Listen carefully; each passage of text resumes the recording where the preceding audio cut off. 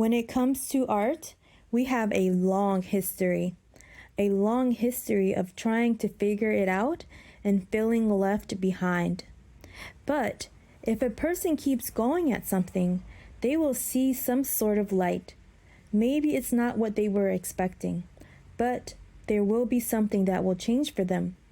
They have to realize that it needs more work than what they were putting into it. So one way to get our creative juices running is to look at other people's art to get inspiration or references to know how something looks, or we can use AI because that's the new thing now. And the way that it can be used is sometimes for creative ideas. Maybe we know a topic, like we know the word whimsical. Maybe we want to draw something in the whimsical whimsy category. We can go into AI and ask if AI is the customer and the artist draws whimsical drawings and will be charging $20. What would the customer tell the artist that they want the artist to draw? What pops up can be something like a frog sitting on a mushroom with fireflies, reading a book, and then going into Pinterest, there are many photos that show up.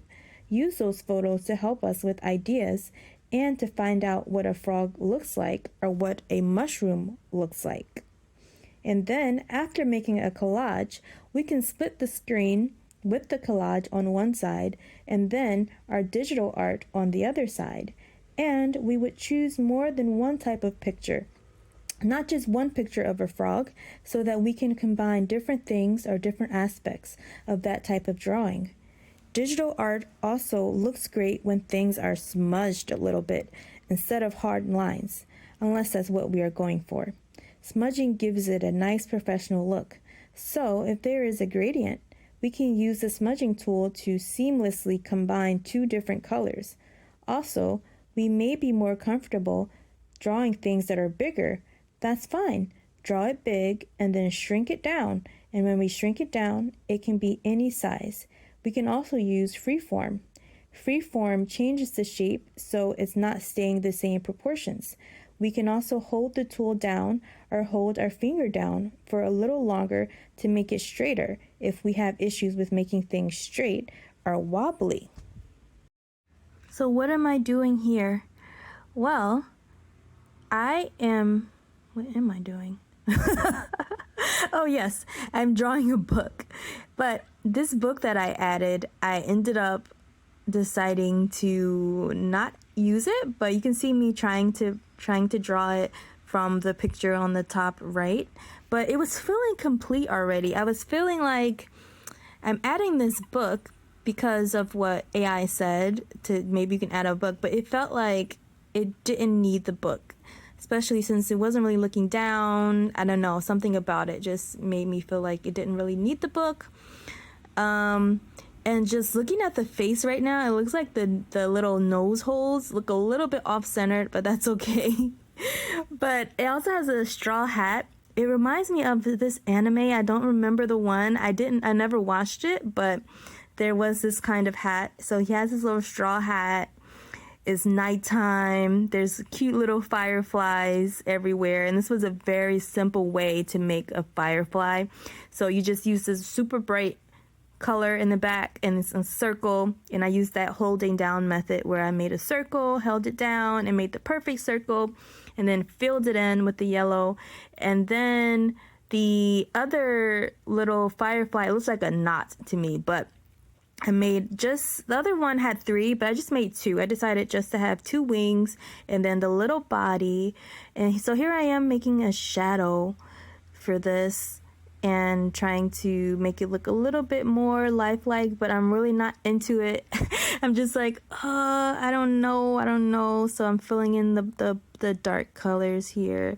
But you can kind of see the way that the mushroom is made. I really like the mushroom because the circles, I filled it in as well, just similar to the way that I filled in the light of the firefly.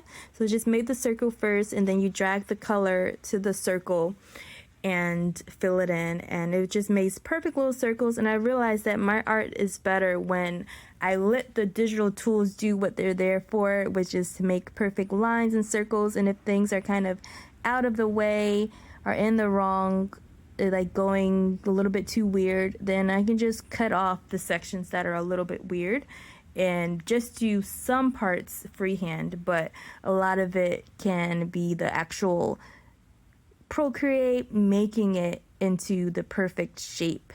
So that's what I was really going for.